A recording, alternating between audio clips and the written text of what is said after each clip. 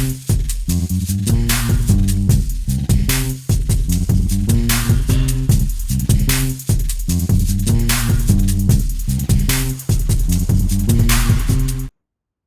silly. It's silly. All right, I'm jumping around. Jump to. We'll jump around a little bit. Ballon d'Or. The 30 man list came out. Uh, First question is, any surprises on there for you guys? I was I gonna say do. I haven't seen it yet. You haven't seen it yet. I've seen it, but I don't remember the names aside from the obvious ones that are usually there. Okay.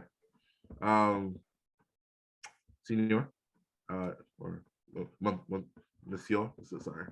What do Um, you think? so let me be honest. I stopped paying attention to Ballon d'Or a while ago. First off, the whole debacle between France football greatest player and then Ballon d'Or greatest player, they separated, and they said it was partially because first it started they were upset that Ribéry didn't get enough love, and then it was Griezmann. He won the World Cup. How come he didn't win it? I don't care. It's a popularity contest. Let's be honest. Players are always. It's like when you're on. If you play with Ronaldo, I was about to say if you play for Ronaldo.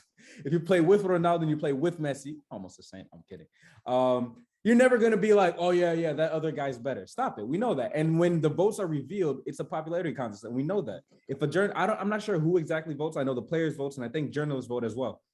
If a journalist has a good relationship with someone, they're not trying to ruin that relationship and vote for, like, I don't care. I truly don't care. And therefore, we had this discussion a million times. Yes, it's just the way the game is. And yes, attackers are valued more than defenders. But I wouldn't mind seeing this broken up and just saying, forget the Ballon d'Or and really like value other players. But I couldn't care less. I saw that there were 30 nominees. I put the phone down, didn't even check. Well, yeah, they're working their way through the short list, of course. I will comment on this before we switch. I do think what UEFA does in terms of coach, attacker, midfielder, defender, and goalkeeper, of course, works a lot better for me because I feel like we're so attack driven. It's annoying. So you have to have like a superhero type year as a defender to even get like some recognition.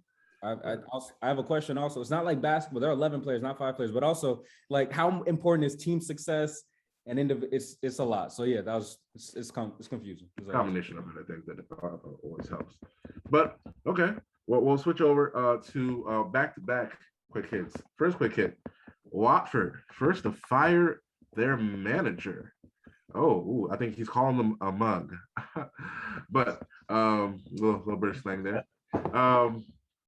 No, but what do you guys think about this in terms of Watford firing the manager, and then we'll jump into the replacement.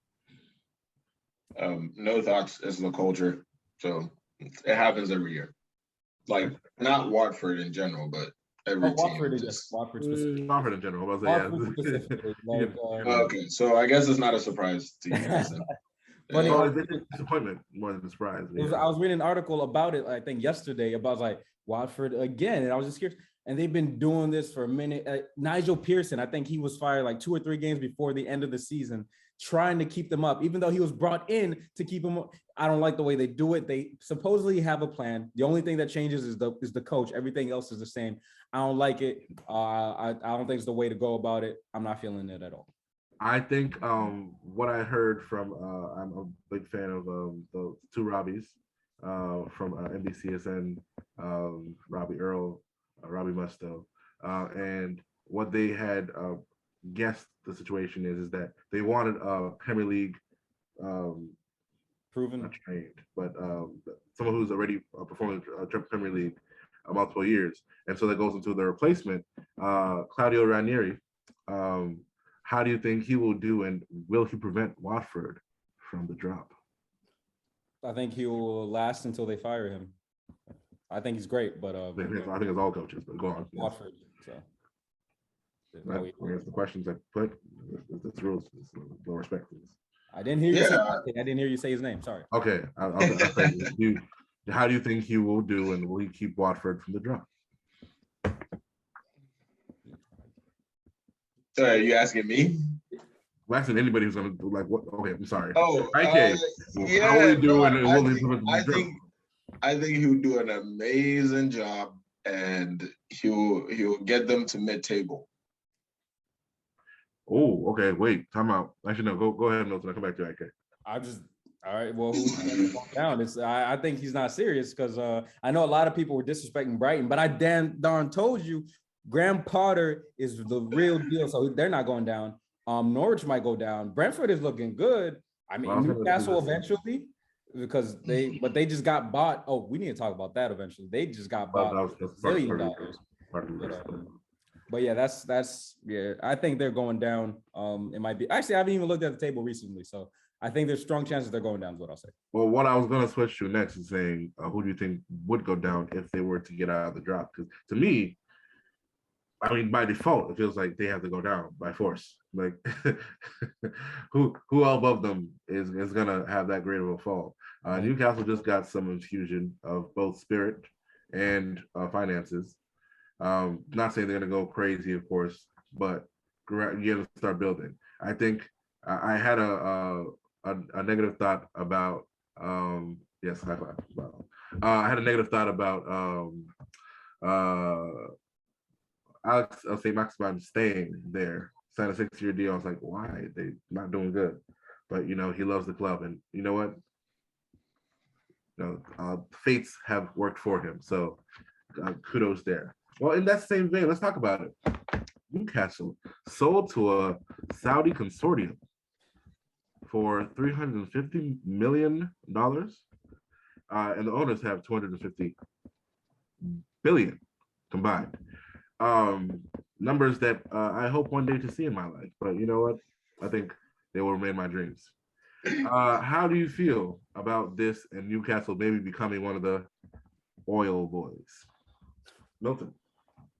I'm afraid to answer this question. Let me be honest. No, we'll see if they can save them from relegation because that's a big issue. I know Mike Ashley, the former owner of Newcastle, is very happy. There are a lot of issues going on. There are a lot of people talking about, do we want to be associated with these people coming in to buy the club and the history behind this? Legit conversation as well. That is one we should have as well. I haven't looked that far into it. I don't know exactly who's buying it. But first off, is this a Malaga situation? I don't think so. I think they have legit money and they're going to stick around. Now, is Steve Bruce going to stay? I think it's been decided that he's going to leave. Just we don't know when. But yeah, I think I initial thought I don't love it, but it will be interesting sporting wise. But in the rest, it's complicated, at the least. Okay, I get it. I guess I know which team I'm supporting in 5 years. Right. Well, Chelsea, they're not much different from Chelsea, are they? Okay. Or City. I'll wrap it up with the disrespect that just happened on the screen. So one thing that people do not give Chelsea, but more so I'll say City, credit for is that number one, Chelsea had history before Roman Abramovich. Best respect to look it up. I don't appreciate none of that chit chat. All right, we had history before Roman Abramovich, and we love Roman for what he did for this. So does Newcastle. They have an issue. That's why they bring. I'm going there. So, Newcastle have a deeper history than Chelsea before Roman. To be fair, like even. Yeah, I'm not going to dispute that. Yeah, I'm not going to dispute that. But I want to keep going about this because I also think that they don't respect a Man City for the building that they did. Man City wasn't just, hey, money infusion, we got it. No, it was a gradual part to get it to. I think everyone forgets that Mancini won, Pellegrini won, and they built the team up to be competitive in the top 6, and then now the top 4 is where they just dominating. With all that money, though, Yeah, of course. No one thinks money doesn't. That's what my new team Newcastle is about to do. I know they did have a plan in the structure. I respect that. Yeah, exactly. I think if Newcastle wants to mimic that ascension, they need to make sure they don't just go spending things frivolously because they have the wealthiest owners by a long margin. We will do what we want. We're Newcastle. We'll do what we want. Dude. And you heard it first here from the most recent Geordie. IK. I don't know what that means, but that's just like Liverpool's the Scousers. I don't know these things. Geordies. So that's the Newcastle new slogan. We will do what we want. All All right, folks. Thank you so much for joining in to the ToroFoot Podcast. My name is Philip. That's Milton. Below me is IK. We appreciate the time, the support. Wait, that's weird. I'm on top of you on my screen. All right, then. Well, that's more perspective and like a mentality. Hey, y'all. Thanks for watching and listening to the ToroFoot Podcast. If you enjoyed it, why don't you check out some of the other videos, hit the subscribe button, hit the like button, and even go look at the ToroFoot website at torofoot.com. Thank you very much.